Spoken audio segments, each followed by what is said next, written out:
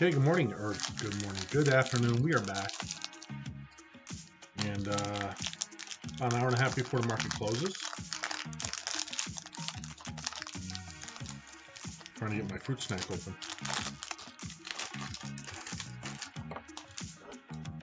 Ooh, score. Got some orange ones this time. Those are yummy.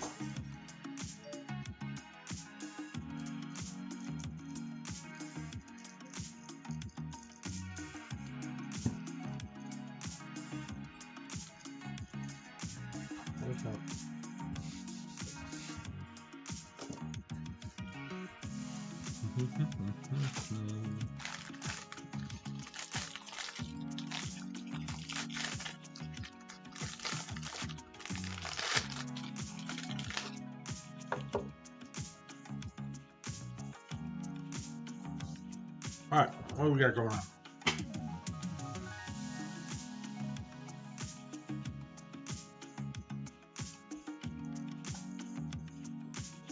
Currently, S&P is up 59.7. Why is this showing? And we have the NASDAQ up 230, and the Dow is up 390 points. So nice recovery there. As the S&P is starting to tick down just a little bit. NASDAQ composite dipping down just a little bit.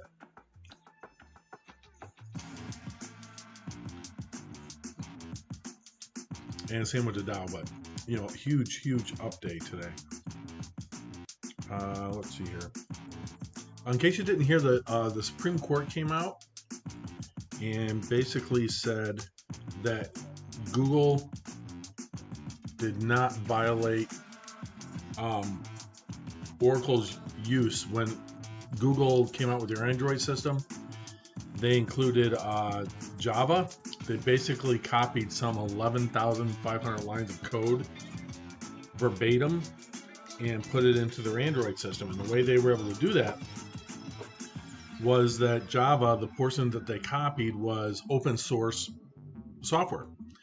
And when it was made by Sun Microsystems, then Oracle bought them, and then Oracle tried to say that you couldn't use the code anymore, and a lawsuit and an appeals court agreed with Oracle in the past, and then Supreme Court came back and said nope, Google was in the right, they did nothing wrong, they were exonerated, and it got tossed out.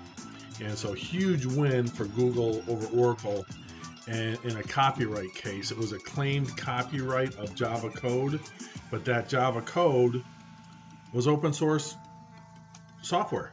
So anybody could use it, including Google, and Google did use it. And Oracle tried to sue them on that, and Oracle was just handed the loss. So not really affecting anything today in terms of Google being up 4%, because Oracle is also up 4% as well. So no news there. It just means that Google isn't going to lose $9 billion, and nobody had priced in Oracle getting $9 million either. So not a big deal there. Just the lawsuit goes away. It was anticipated. People in the software thing were like, you know, they couldn't believe that the appeals court did that, and that's why Google took it to the Supreme Court, and Google won on that. It was a majority opinion. I think it's 6-2, and Amy Coney Barrett did not participate because the case had already been argued before she was seated on the Supreme Court. Okay. Tesla is up 701, getting huge gains today. My snack.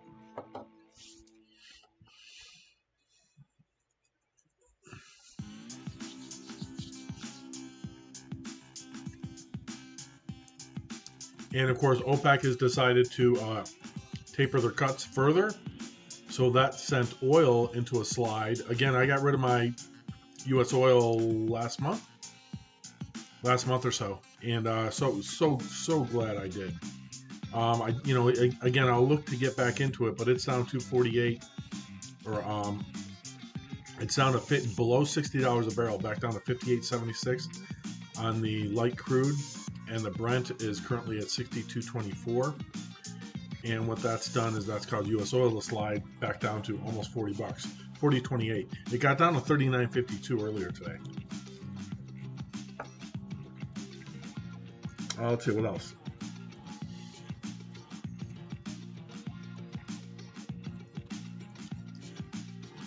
AMC holding on to its gains and progressing further, up 12% now, up $1.20 to 10.55, off of its high of 11.25. So it did get up to 11.25, right about, where's it at here?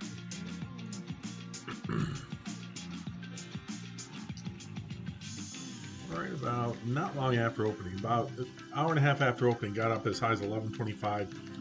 Pulled back a little bit since then, but now back on another run here. If you look at the 3-minute charts, and here's start of today, looking pretty good there. ARC up to 21.15 now, up 23 cents.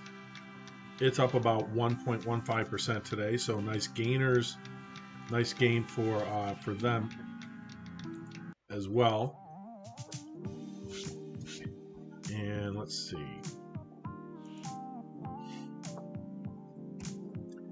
Palantir 23.61, pulled back a little bit off of its high, got up to 24.45, which was back about 35 minutes or 45 minutes after the market opened.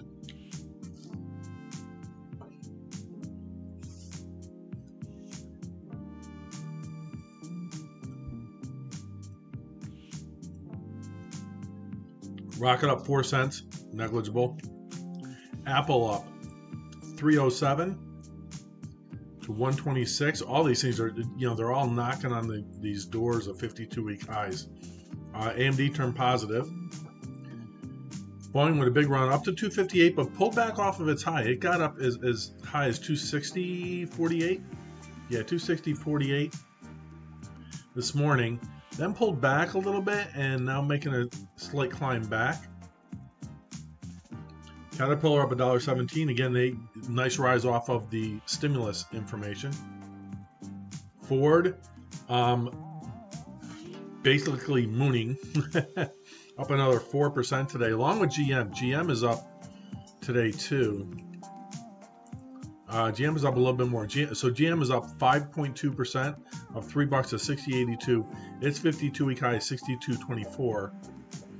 And Ford is up 4.15%, up 51 cents, up to 12.68. And again, S&P is starting to come down. See, it just doesn't make sense. Look at this. Oops, sorry. Let me get these back even again here.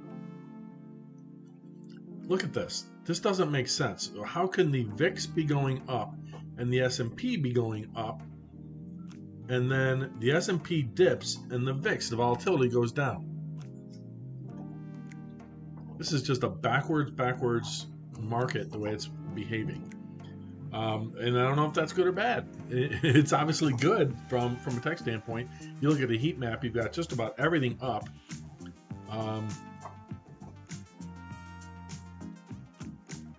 AbbVie down a little bit. Eli Lilly down a little bit. Gilead down a little bit. But all your energy, oil and gas, and everything is down based on oil being down. Everything tech is up. Everything industrials, consumers, anything up.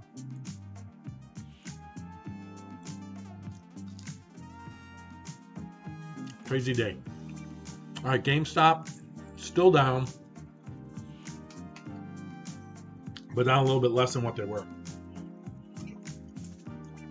They did go all the way. They were down to 164.81, and then got up as high as 195. Couldn't hit 200, and it hit about 2 hours after the open is when I think.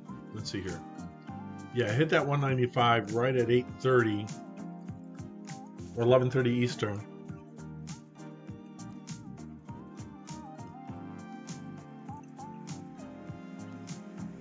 AMC looking very good though. 12.29% today. This is cray. It's crazy. Crazy. Good stuff.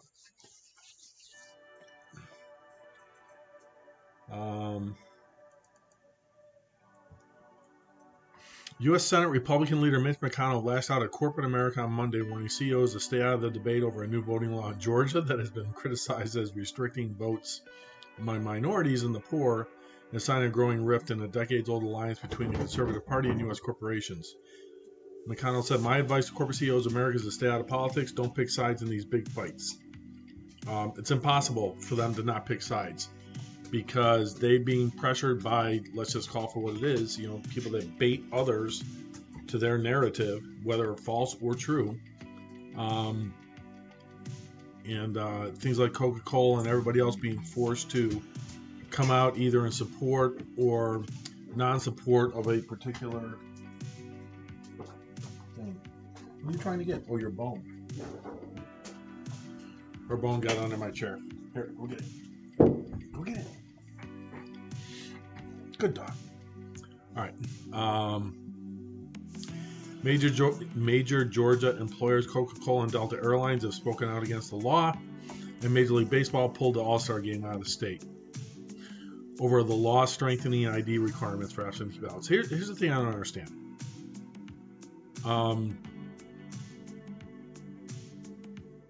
If you have to show an ID to get a driver's license, if you have to show an ID to pick up your baseball tickets, if you have to show an ID to buy alcohol, if you have to show your ID to buy cigarettes, if you have to show your ID to buy marijuana, whatever it is, you have to show ID for. And to come out and say that you shouldn't have to show an ID to vote is just absolutely ludicrous. It's an absolute push to have illegal aliens vote in this country, and they're not entitled to vote. This isn't the world gets to come here and vote, to change our structure of government. That's where your sedition is coming in, folks. But I digress. People are going to do what they're going to do. They're going to say what they want to say. I can have an opinion, and I'm on the wrong side of that opinion because I actually believe in the Constitution. But I'll profit either way off of it. Don't care much more for politics because it's a pain. All right. AMC 1051 up $1.16, up again 12%. GameStop down 4%. What's this thing? There we go. Let's want to look at this. We have now 86% of all the NASDAQ 100 stocks are above their 200-day moving average. 93% of all stocks are above the 200-day average in the Dow. And 94.85% of all stocks in the S&P 500 are above their 200-day moving average. And apparently the markets don't care. They're just going to keep pushing higher. Silver is down 23 cents. It's hard to find something to buy because the pullbacks, once they start, they're going to be horrendous. But they may not start. I read another story at lunchtime. Was homes selling faster, than ever, even as prices, rise to all-time highs. Redfin reports homes sell at fastest pace on record. This is an interesting one. Let's see if we can read this without a paywall. Market Watch. Redfin reports homes sell at fastest pace on record. 59% under contract within 2 weeks. Crazy. Median home sale price increased 17% over a year to $335. Asking prices rose 14% year over year. Pending home sales are up 38% for the same period in 2020 and up 28% from the same period in 2019. Pending, which is more of a typical year for the housing market. New listings of homes for sale were down 2% for the same period in 2020 and down 5% for the same period in 2019. Interesting. New listings of homes for sale were down 2% for the same period in 2020. That's about the percentage of people that are in forbearance. Active listings fell 42% for the same period in 2020 to a new all-time low. why would you use a real estate agent? If you can get yourself a real estate attorney, an escrow, closing company, title company, you can sell your house yourself and save the commission because it's a seller's market. If it was a buyer's market, you might get some value there, but you know, corporations are buying homes. 59% of homes that went under contract had an accepted offer within the first 2 weeks on the market. This is a new all-time high for this measure since at least 2012, which is as far back as Redfin's data goes. During the look at this, during the 7-day period ending March 28th, 61% of homes sold in 2 weeks or less. Unbelievable. Crazy.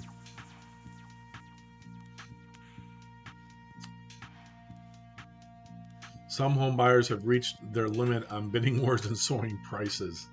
Add to the mix a dwindling number of homes for sale and rising mortgage rates, and a typical family that's still searching for an affordable house may have missed the boat. Yep. First-time home buyers who are already stretching their budgets will have to make bigger compromises on size and location or resign to renting for another year. However, those who are flexible should look to the condo market. No thanks. Looking ahead, Biden's infrastructure plan aims to incentivize zoning for multifamily homes, which could increase the supply of affordable homes and provide even more people a path to home ownership. I disagree with that 100% because what you have is you have all the illegal aliens coming over the border, and they're going to need a place to live. They're not going to be able to buy a house right away. They're going to rent, and that's going to constrict things even more.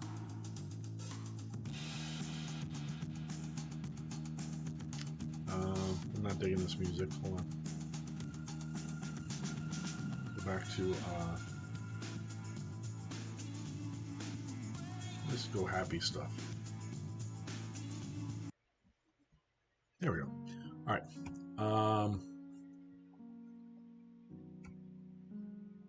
Yeah. So if you were looking for an affordable house to buy, you're going to be locked out of that market this summer. The buyer might be a pension fund. We talked about that earlier. The 5 DC zip codes where homes are selling fastest, 8 days or less. Concerning rise in U.S. home prices as median reaches record high. I know when I looked at, the square footage. Let's see here. If I go into, just look at. Do not want to sign in. That's why I did this down here.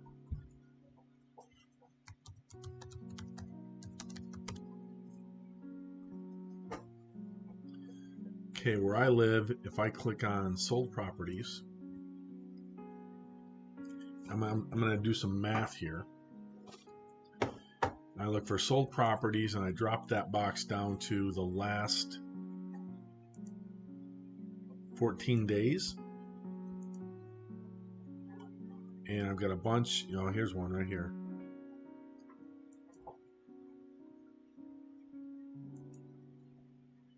$2,200 square feet. I've got 2,300 square feet. Wait, what is this?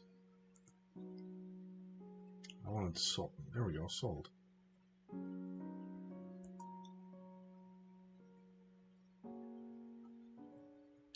Oh, and it's for rent.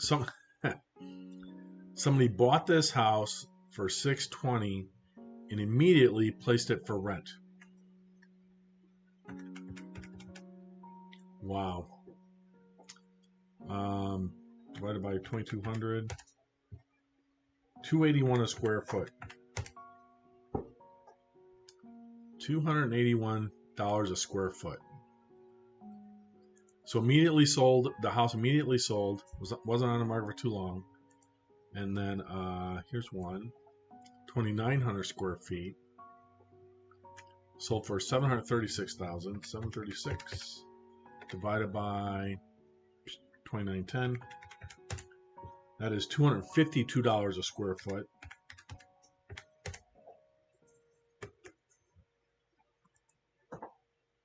Crazy. 1,800 square feet, 1,690 square feet, 1,000 square feet.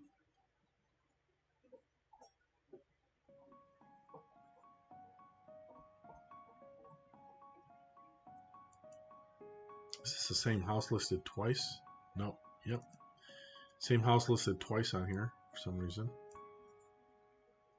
Here's some other ones. 3-bedroom, 2-bath. Sold for $440,000 for a 3-bedroom, 2-bath, but only 1,740 square feet. Again, $252 a square foot.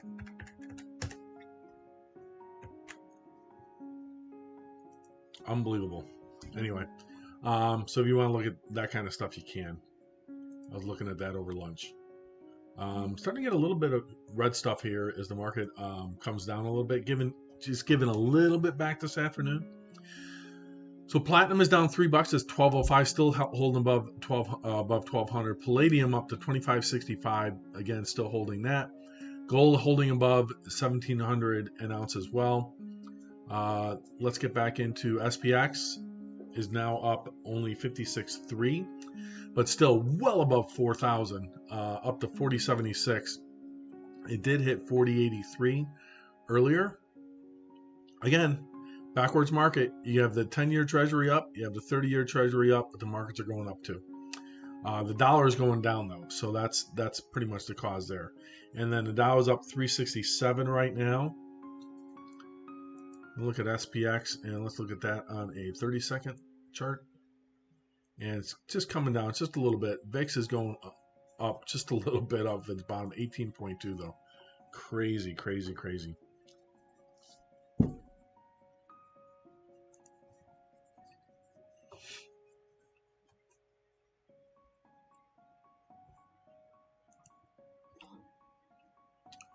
All right.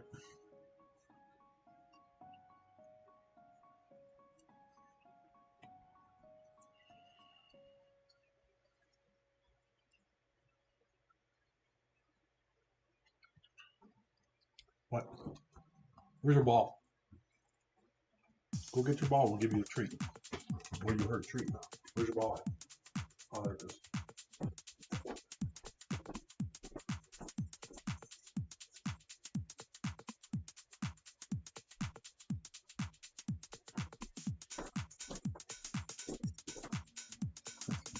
Give her a ball treat. Sit. Sit. Thank you.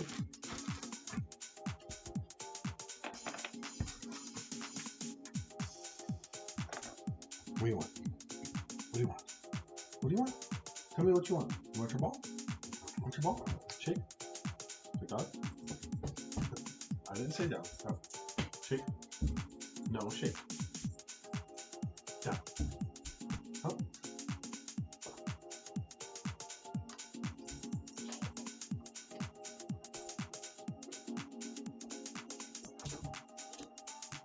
She's trying to push it out of my hand.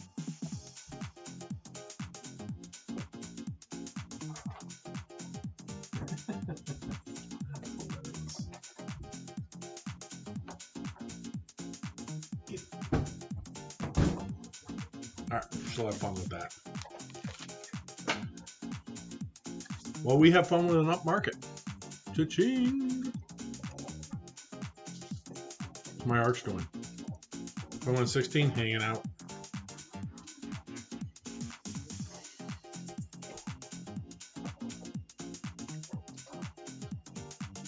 This has been seeing significant upflows in the aftermarket. Inflows, I should say. Look at how it traded last week. It's been running up in the aftermarkets each day since it started trading.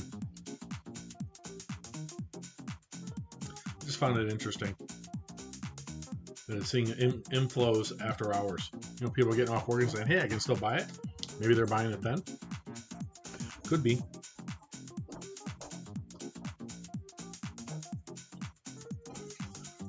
GameStop's GME plan to sell 3.5 million shares over time, disclosed in a securities filing for an at-the-market offering early Monday. Finally gives the video games retailer a chance to cash in on its high-flying share price after sitting out January's eye-popping short squeeze. January's Reddit-fueled rally drove the stock to nearly $500 per share before reversing, and although Pachter deemed the current share price still disconnected from the fundamentals of the business, the offering leaves GameStop well positioned to significantly enhance its capital structure at a minimum. Pachter expects the company to return to profitability in fiscal 2021, which would be amazing if they could do that, as gaming console makers introduce new systems. Again, the new Nintendo Switch is coming out with an NVIDIA chip and an OLED screen in time for the holidays. Wedbush rates the stock underperform with a $29 price target. So they have a $29 price target on GameStop. Well, it's currently trading at $183.75. Alrighty then. Let's see if there's anything else. We talked about oil already and the hit that it was taking. We talked about McConnell in the Senate, telling CEOs of corporations to shut up. About politics. I don't even know. I don't think I've looked at, let's see, what is...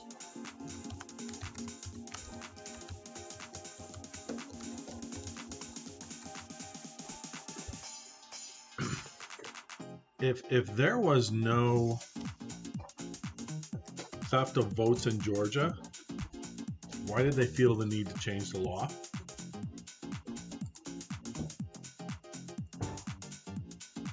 Because there were. Fact check. Just a video. I don't want this video to turn on.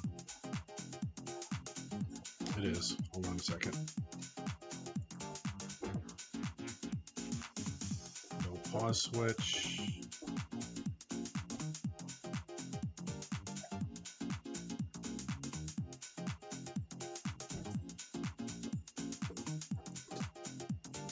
There we go. All right, the new Georgia elections law signed by Republican Governor Brian Kemp last week has prompted lawsuits from civil rights groups, of course.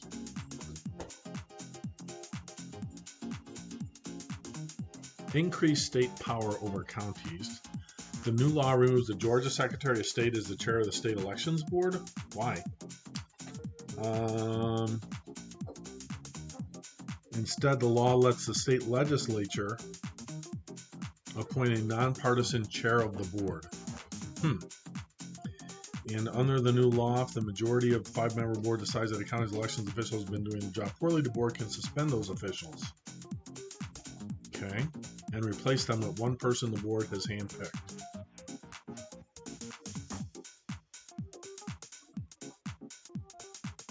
Guaranteed but also limited drop boxes. Look, we're going to vote by mail. It's an absolutely corrupt and fraudulent system, but that's the way the communists want us to go, so we don't have a choice. Another early voting day in primaries and general elections, shortened runoffs, big changes to absentee voting. Under the new law, absentee ballots are allowed to be sent out to voters 29 days before an election, down from the previous 49 days before an election. Voters are allowed to request an absentee ballot a maximum of 78 days before the election, down from 180. And changes the ID requirements. Wow. The law also does away with the signature matching system Georgia used to use to check the identities of absentee voters. Instead, voters will have to provide their Georgia driver's license number, the number on their state ID card, or the last 4 digits of their social security number. If they don't have any of that, they can provide one of several alternative forms of ID, such as a copy of a utility bill, bank statement, or government check.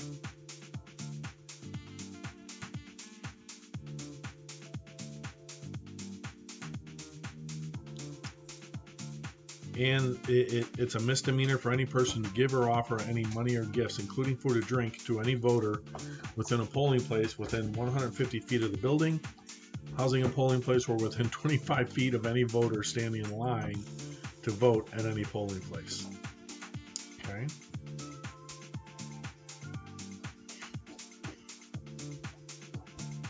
The law does not let counties use mobile voting facilities like the 2 voting buses Fulton County used in 2020. Wow.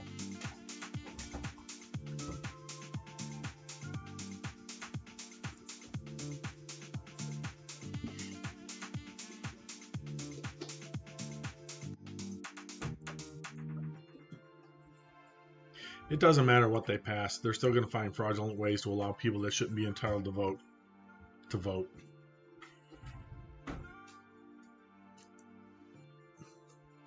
All right, let's check out. So S&P dropping a little bit further here. Still up 52 on the day. 30-second though, so you can see the drop. There we go. And the VIX going up just a little bit to 18.2.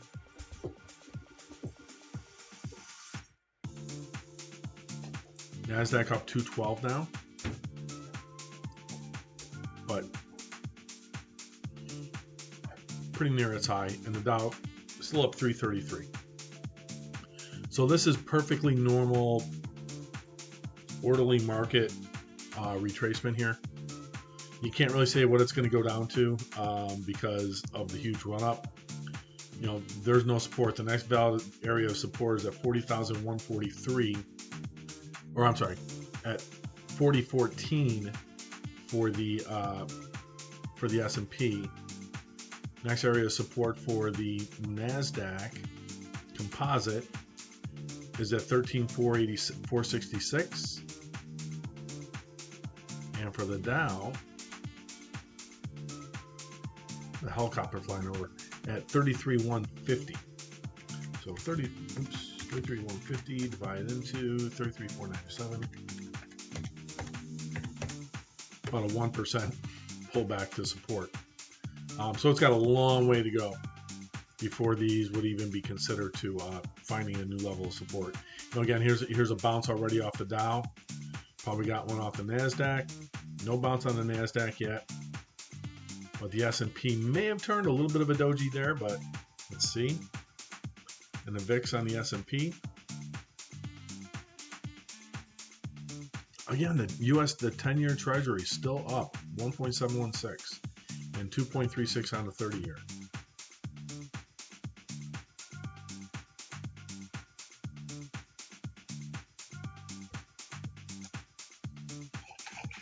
Make sure you're hydrating.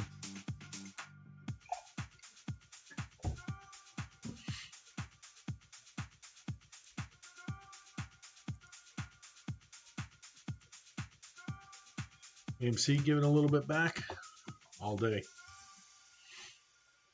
Still up over 12%. Check triple Qs.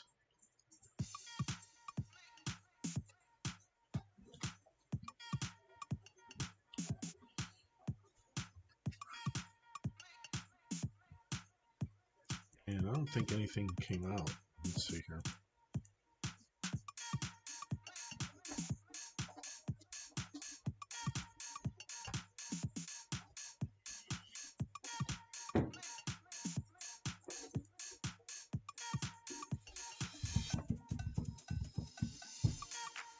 Biden says higher corporate taxes won't harm U.S. economy. Okay. Apparently the market agrees with that.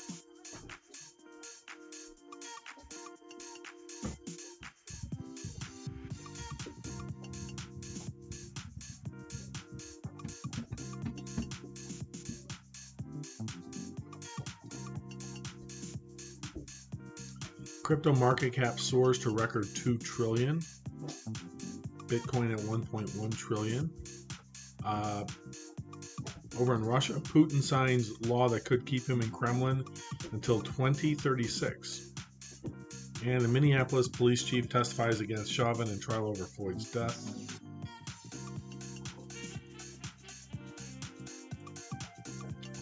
Kroger Company is set to deliver on its targets for the year and next,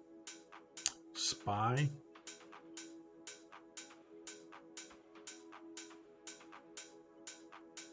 You know, it's amazing. We're talking last week about all these 52-week highs and 52-week highs, and here we go Monday, and we're going to hit some more.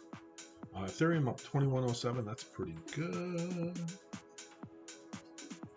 Got an Amazon package coming today. Yay.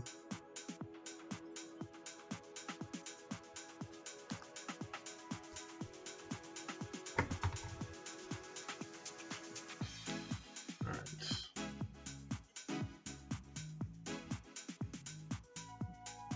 Hey, what do you want? What are you doing? Did you have your treat? You had your treat? You did. Treats are good. She likes her treats.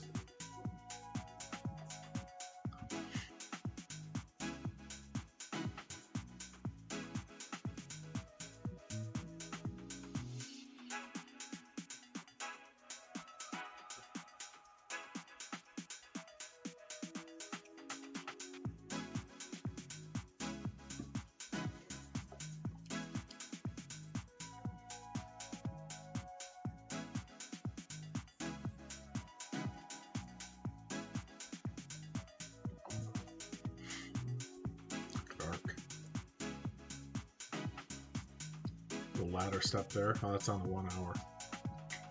That's pretty orderly, huh?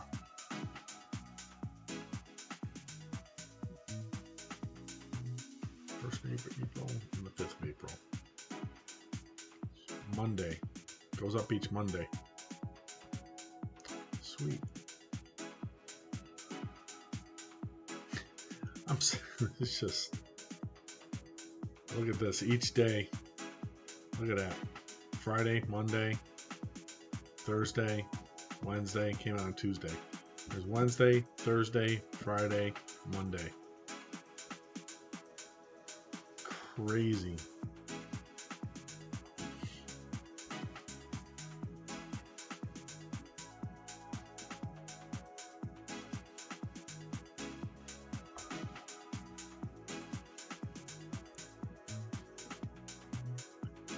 AMC jumping up again, now up 14% on the day to 1073.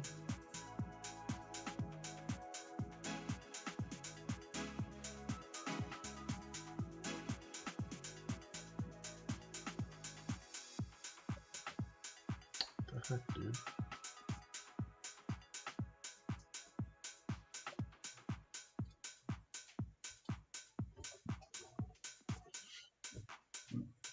Try and load up this thing again.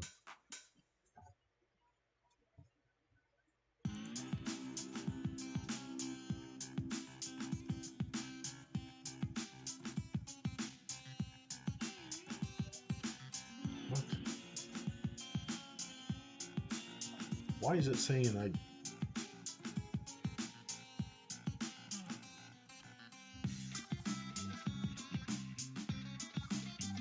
What the heck?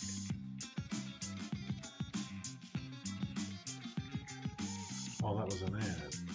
I was like, I didn't buy anything.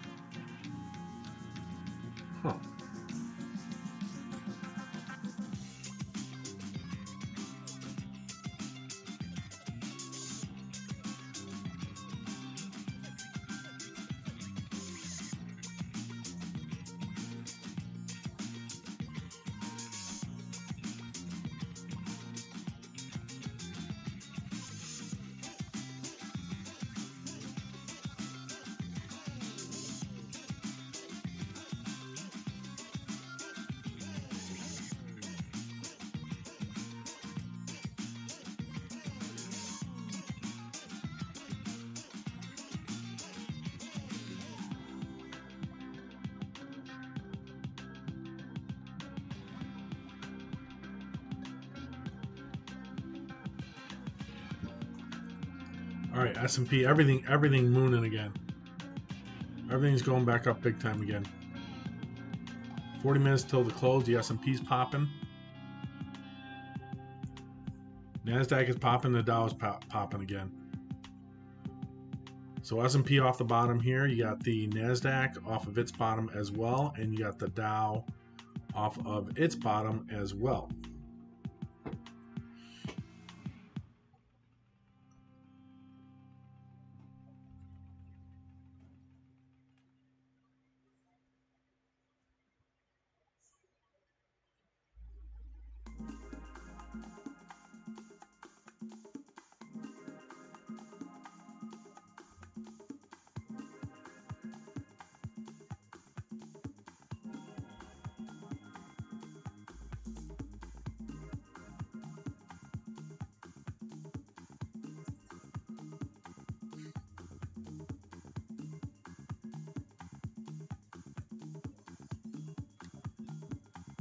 Let's see here.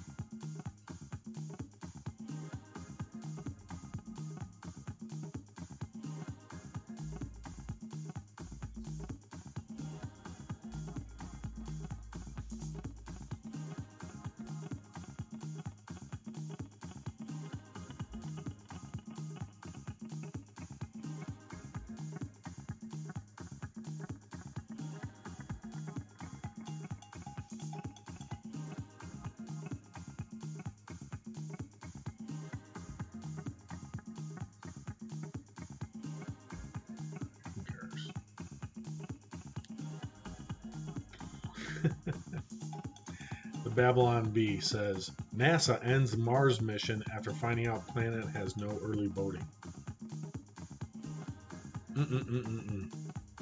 All right, VIX down 18.1. NASDAQ is now up to 4077. Got up to 4083, so might break a new high today. Still have 48 minutes left here. 42 minutes left, sorry. Or 48, whatever it is. 38 minutes left. NASDAQ up 228. But off of its high, though. But it nice little bounce here about 15 minutes ago.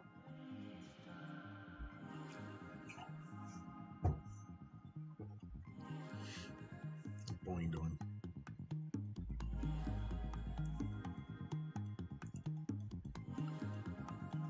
Everything bounced off that thing.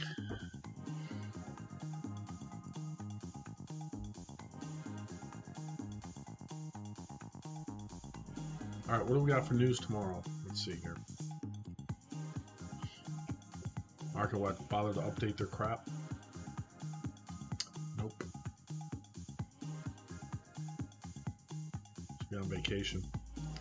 All you have tomorrow for economic news is job openings at 7 a.m. Pacific, 10 a.m. Eastern. And then you get the FOMC minutes on Wednesday, but I'm guessing based on everything we've seen over the last couple of weeks since they last spoke, it's not going to be much of a change. You got oil coming down, so inflation is probably okay. What gas prices do? Those should be down too. 87, where we at? Yeah, we were at 287 last week. 332 in Washington, 392 in California, Pennsylvania, New York still below $3. Florida below $3, Michigan below $3, Illinois above. So you have Illinois, Alaska, Hawaii, and every western state above $3. That's because all the people that live here have been going here, here, here, here, here, and here, and they're saying yes to all the tax increases. And that's why you're paying over $3, $3.14 in Utah. Or Wyoming, you're still $2.90, $2.90 in Colorado, $2.85 in New Mexico. A year from now, these are probably going to change too. Montana, $2.72. North Dakota, $2.75. South Dakota, $2.83. You know, how is it that you're $3.07 in Illinois, yet over the border you're $2.71 in Wisconsin, $2.78 in Indiana? These people that live near the border, they go across and buy their gas. I can't blame them.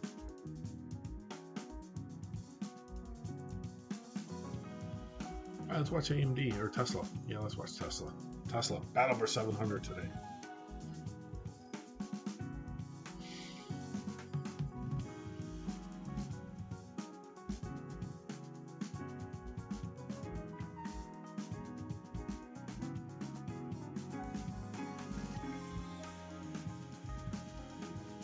So the question is, will we get a pullback tomorrow, or will we get more of the same? You don't really have any earnings coming out.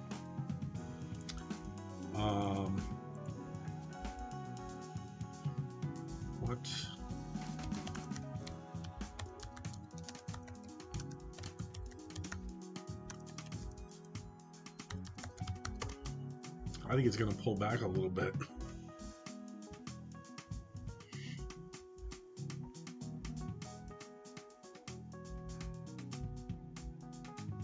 I think CNBC has a paywall here. Let's see here.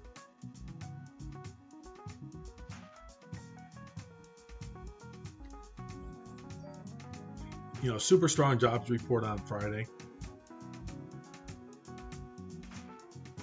Could it be a hiring surge?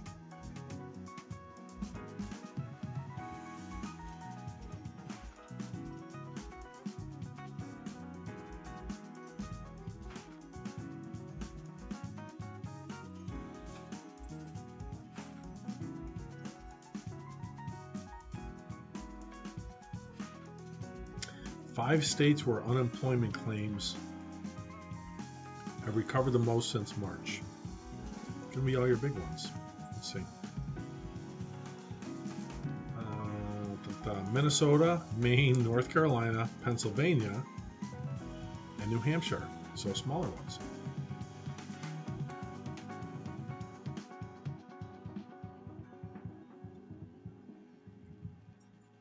All decreases from the week of March 15th of 2020. Very interesting. And then Manchin,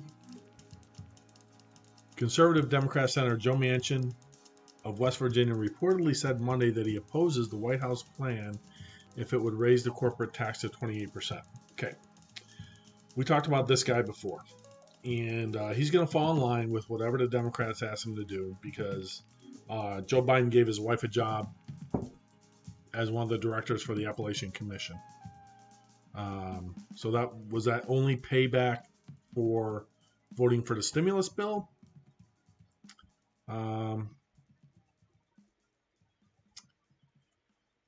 Asked whether he's concerned that Biden that the White House plan to raise corporate rate to 28% could harm an already fragile recovery. Biden replied, not at all. There's no evidence of that, the president said from the South Lawn of the White House.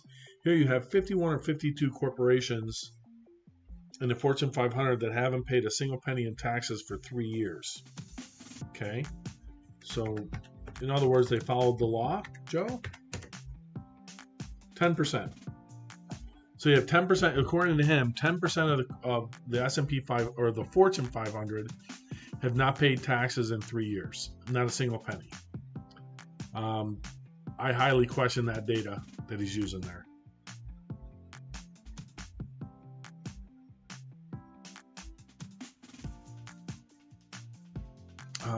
we'll see what happens. Even as Joe Manchin in West Virginia said Monday he opposed the White House plan if it would raise the corporate tax to 28%. He did signal that he could be open to a partial rollback of Trump's corporate tax cut to 25% versus the 28% proposed by Biden. Remember, it used to be at 35%. As the bill exists today, it needs to be changed.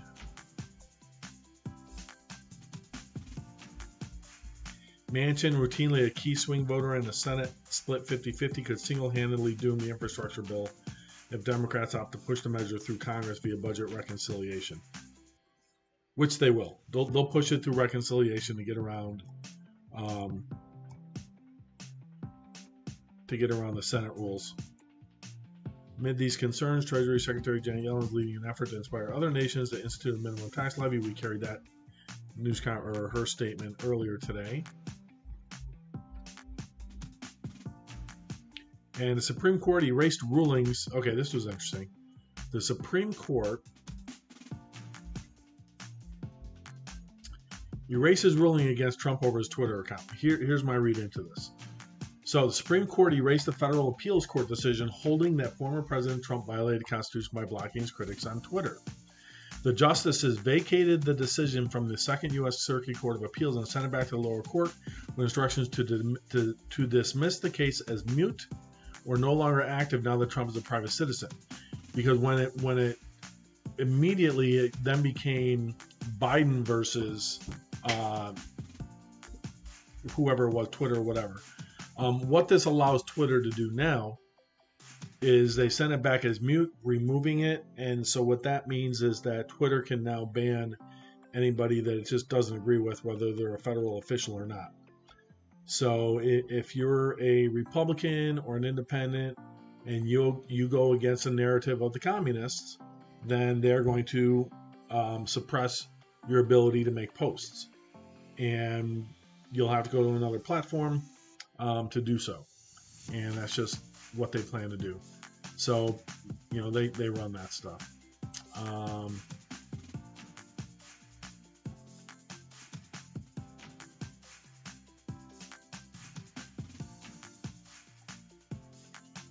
don't know how deep CNBC will let me dig into this here. Consumer Protection Group proposes rules to prevent foreclosures until 2022. Huh. Wow. Here you go. This is big. So this will continue the housing shortage until people can get foreclosed on for not paying their bills and living basically rent or mortgage free in their house by not paying any bills at all. You're not going to see housing prices go down. So Consumer Protection Group proposes rule to prevent foreclosures until 2022. They can't propose, a rule. A rule versus a law. See, this is giving government agencies that have appointed officials too much power. The Consumer Financial Protection Bureau proposed a rule Monday that would prevent mortgage servicers from initiating a foreclosure against delinquent borrowers until after December 31st, 2021. So that's going to give people living free in their house until for 2 years almost. The rule would apply to all mortgages, both federal and private, on a principal residence. Again, anybody that owns investment properties is going to get screwed in this deal. CFPB officials expect 1.7 million borrowers will be at risk of foreclosure around September when the forbearance program ends, a figure that dwarfs anything mortgage servicers have seen. Yeah, but there's already stuff into the CARES Act that allow, if you're in forbearance, basically 3 different options. You can either make up the difference and increase your monthly payment to make up what you didn't pay. You can put the amount that's owed, leave your mortgage payment exactly the same, and put the amount that's owed on the back end of your mortgage. Or you can redo your payments to lower the mortgage and putting the amount that you owe added on as an increasing balance because of the interest to your mortgage at the end. And so you could be making a payment, yet your mortgage balance might go up every month or not go up as much, or the balance might not go down as much as what it would normally be. Yeah, I knew this was going to be coming. But I expected that Congress would have to do it. I had no idea that this agency with appointed people by Biden. Okay, who runs the CFPB?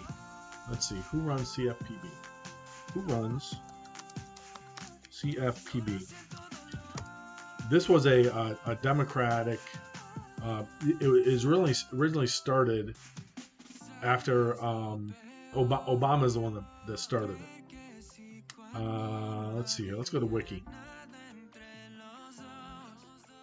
And still okay on the markets. Everything's still. Whoa. That's a nice chart, huh?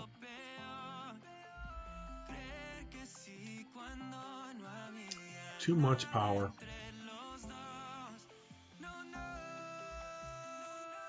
Created by Dodd-Frank Wall Street Reform Act in 2010 in response to the 07-08 crisis.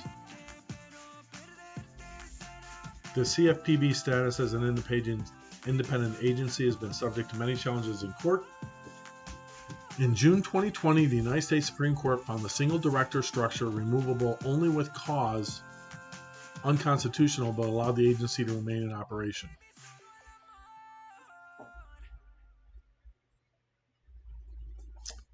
Let's see. According to former director.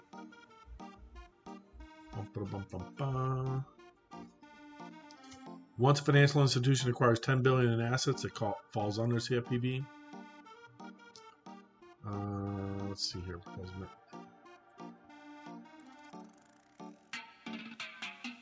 Let's see.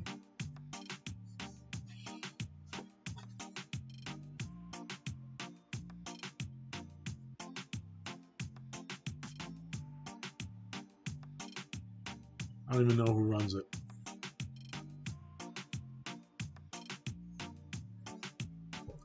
Elizabeth Warren used to run it.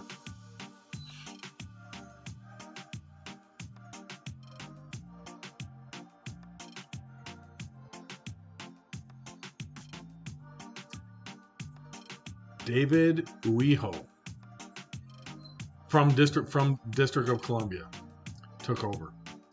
So what? What do you want? Acting Consumer Financial Protection Bureau Director. You can't even see the guy's eyes.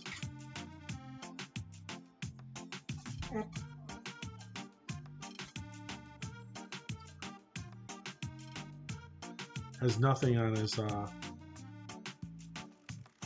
Who is this guy? Dave.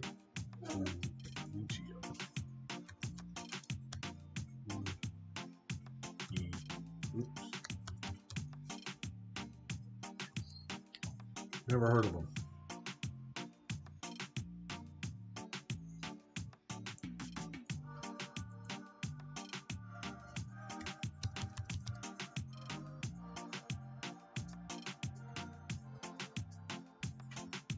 He's been there with the Bureau since 2012.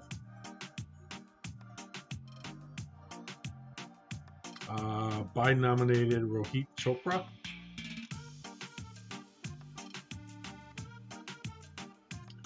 Just crooks in suits. That's what it comes down to. So this is coming. You can bet your horses that this will go through. And they will prevent foreclosures until 2022. So good news. You can still apply for mortgage forbearance. I don't give any tax or financial advice, but it's available. And they can't throw you out till the end of the year. So you can stop paying your mortgage. And they can't even begin foreclosure procedures till 2022. But then, even then, you could stop paying your mortgage right now, today. Today's special. Don't pay on your mortgage. Then right before it goes into foreclosure, you can enact the act under the CDC and Congress and the CARES Act and say, well, yeah, all that money I owe, I just want it on the back of my mortgage, and I'll start paying again now. Because people are stupid. What do you want? Go get your bone. It's just unbelievable that the property rights in this country, that your rights as a property owner are nothing but subject to government interference and regulation, and whatever they say goes. That's it. All right, I need to let her outside. I'll be right back.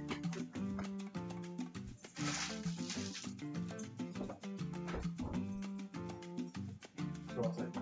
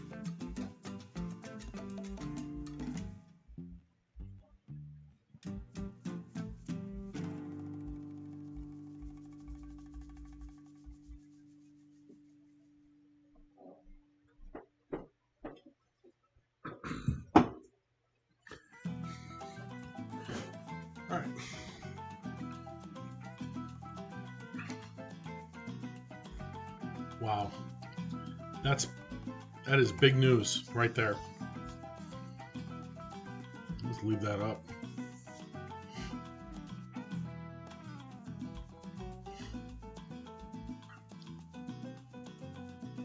That just floors me. Like, this actually shocks me. You know, they're trying to take away property is what they're trying to do. And they want to give that property to those that don't produce anything. And along with universal basic income, you know, they're doing this in Oakland right now. You want to talk about race for a second here. Oakland UBI.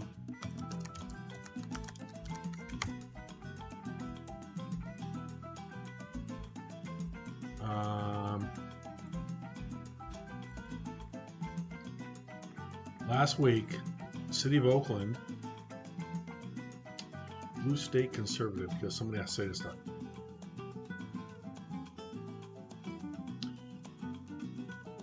City of Oakland has created a UBI program that if you're white, you're not allowed to access. City of Oakland, California has just launched a universal basic income program providing low-income families $500 per month with absolutely no strings attached regarding how they must spend it, unless you're not eligible for the program. The reason white families are excluded from the program is that according to the Oakland Equity Index, white households in Oakland make an average of 3 times as much as black households annually. So they're going to determine your income by race is what they're doing. All right, meanwhile, Tesla is up $31.97. I care about that, but it's, if you live in California, get out now or they're going to take every last penny you ever make. And in exchange for that, they're going to give you $1,000 a month to live off of. And free rent, so if you want to be a drain on society until society collapses, you can do that, I guess. All right, Tesla up $32 to $693. S&P, new high for the day, almost 40.77. Got up to 40.83 as the high. That's way up here. What the heck is this song? It's annoying, whatever it is. Try something else.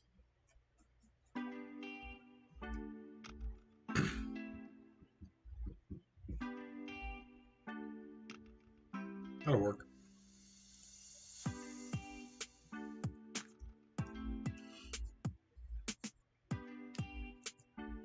Do not be surprised if we get a little bit of a pullback tomorrow, folks, because there's no news coming out. Which you have to look at these types of markets and say, what could be news that cause people to buy more, causing it to continue to go up, versus people taking profits. So you might see some profit taken tomorrow. As everything is, you look at the, see, if I go to a daily chart, you can't look at, we've been above the 250-day moving average since the 28th of October, or since the 30th of October on the Dow. The NASDAQ, or on the 200, sorry. The NASDAQ hasn't breached its 200-day moving average since May of last year. And the S&P hasn't breached its 200-day average since June of last year.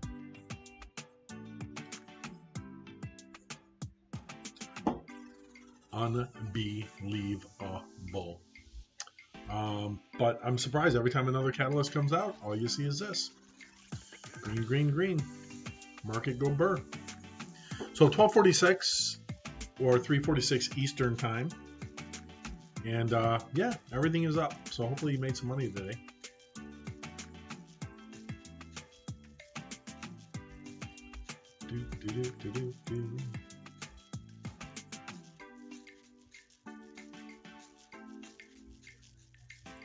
That's not going down right now. Sorry. We're going up. I moved the chart back over. Don't want to scare you guys.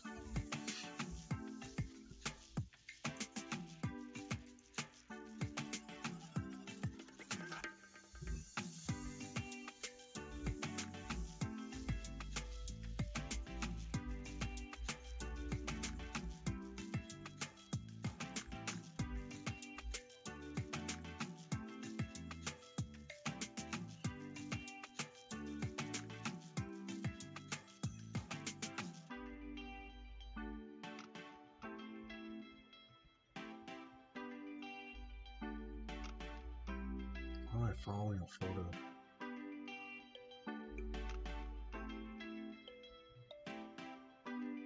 What the heck?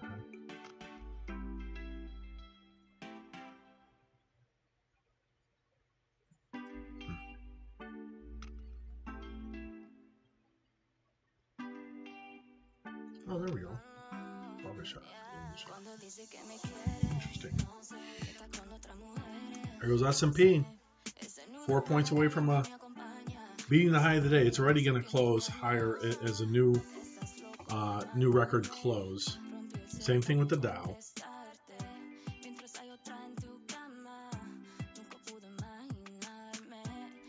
And NASDAQ is almost back to February levels. Almost. So NASDAQ still has room to grow.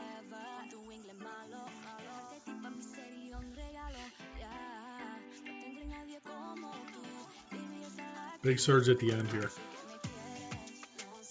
Look at that.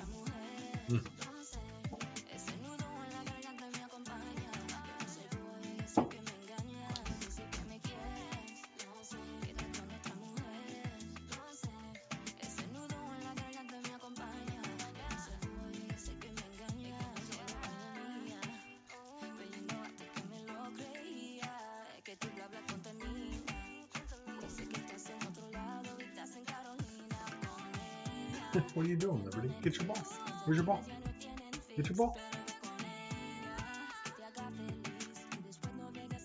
Ethereum 2104, Bitcoin 58,950.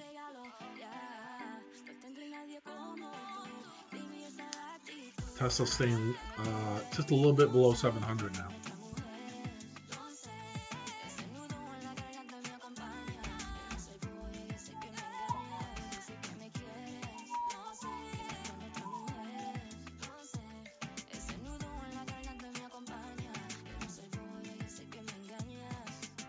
All right, here's your 10-minute bounce to the bottom. Don't worry about it. It'll bounce back up. This is nothing. Don't even worry about this. Happens every day. Happens every day that we're running up. This happens. Algorithms kick in for a minute or so. You can probably buy that dip because your VIX isn't correspondingly going up. So same thing's going to happen on the NASDAQ. Same thing's going to happen on the Dow. Just normal market stuff. And it should turn back and recover here pretty quickly.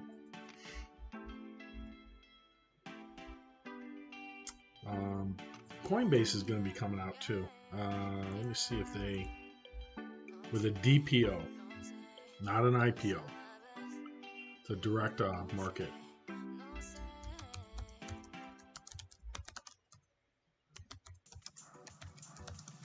And that should happen this month, by the way. April 14th. Under the symbol coin. And I don't think, I think I can add it. Coin. Let's see. Nope, not yet. So I can't add coin yet. As a symbol.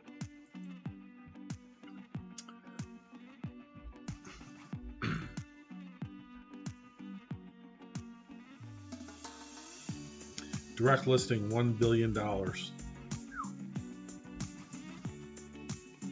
And there's a bounce back up. Told you. Nothing to see here, folks. Nothing to see.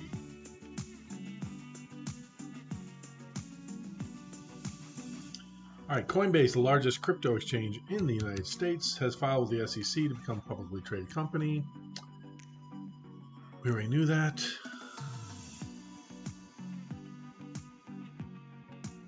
Under the symbol coin. Oh, that's a bad one. That's a bad one. Hold on a second. Your cell phone, Yahoo? Yeah, Yahoo had one. April 14th is the date, though.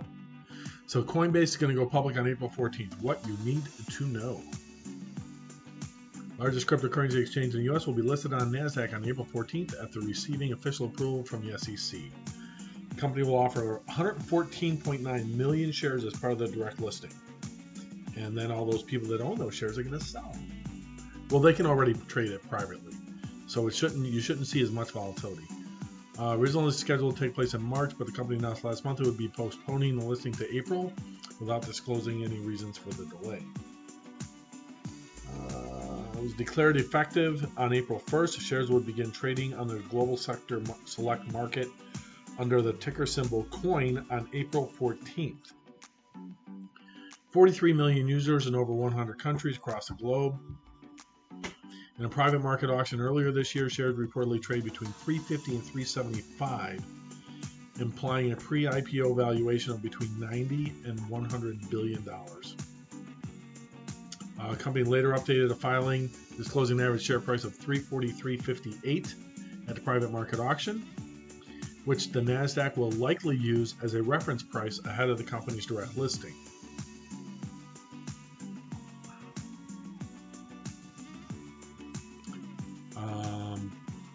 But let's see here. It doesn't say when. Earlier this year. So, what is it, February? So if you take a look at Bitcoin, let's go to a daily chart here. And say if we're at 343 in February, let's just say on the 10th. So 46,478. So 46,478 divided into 58,952.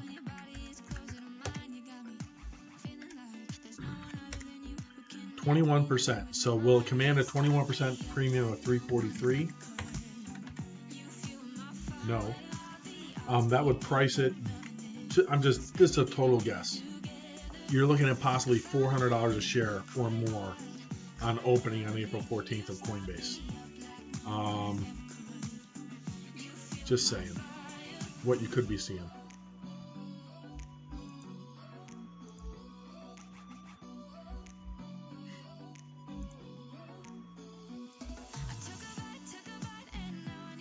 All right, again, the 10-minute bounce didn't affect anything at all. You still had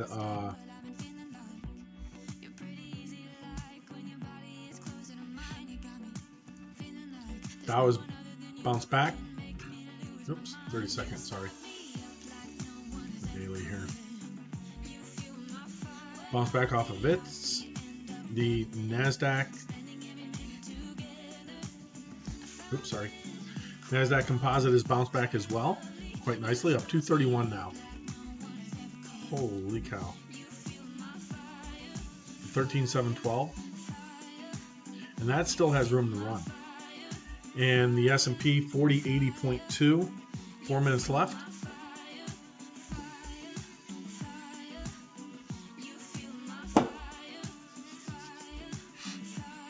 Let's watch the S&P here. VIX down to 17.9. Crazy. Crazy, crazy, crazy. Let me close this one off.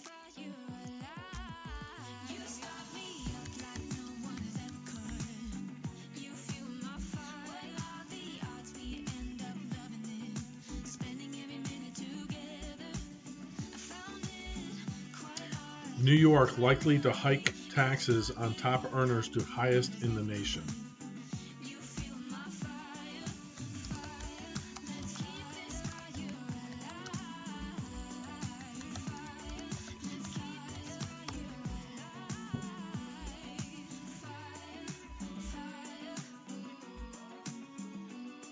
So irrespective of what the U.S. government is going to do to raise taxes, you have every Democratic state is going to. New York budget will likely hike taxes on states' top earners to highest in the country. And closing in on a state budget deal that will likely increase the taxes on top earners and big businesses by billions of dollars, a move which would make wealthy New Yorkers fork over the highest taxes in the country. Legislators and Governor Andrew Cuomo's state's man with $200 billion spending proposal includes a so-called millionaire tax. Unbelievable. All of this growth that we've got in the market, if you're in a blue state, they're coming after your money. They're literally coming after your money. Big Apple millionaires will face a combined local tax rate of between 13.5% and 14.8%. Wow. The Golden State currently holds the title for the highest top income tax rate in the nation, 13.3% over 1 million. That's not going to stop them. California will then outbid them after they pass this one in New York, so they can be first again. Corporate franchise tax would rise to 7.25% from 6.5%. So now that doesn't sound like much, right? 6.5 divided into 7.25, however, is a 10% increase in the corporate tax rate for companies headquartered in New York. So imagine 10% of your income for your company, and another 10% is going to go towards taxes in New York. That just came out. I don't know if that's why this is heading down. I don't think so. But I just saw that on there and just saw it pop up, so I thought I would take a look at it. Hey, the drone is going to fly on Mars, I think this week. Just so you know. All right, S&P pulling back a little bit here at the end.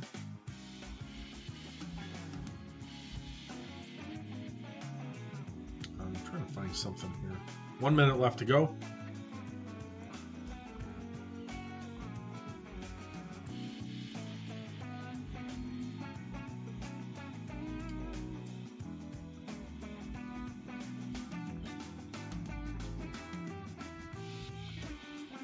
Bump at the end.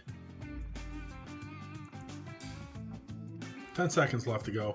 S&P is up. Dow is up.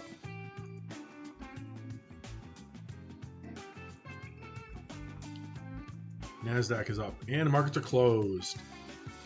All right, here we go. 40.77, a new record close for the S&P. 33.525, a new record close for the Dow. And the NASDAQ, not a record close, 14.175, somewhere around there, but 13.705, almost back to its February level. So, hey, that's a great day for the markets. Be prepared for some pullbacks. We'll see if it happens tomorrow or later this week. I don't know. But be prepared for that a little bit. You'll probably see some profit taking. Or not, and maybe we'll go Brrr again tomorrow. So that's going to do it for today. Hey, I hope you did well today and made a little money. And I'll tell you what, we're gonna go ahead and sign off here, and we will see you all tomorrow morning. Have a great day. Enjoy your Monday, and a great day in the markets today. We'll see you soon. Bye now.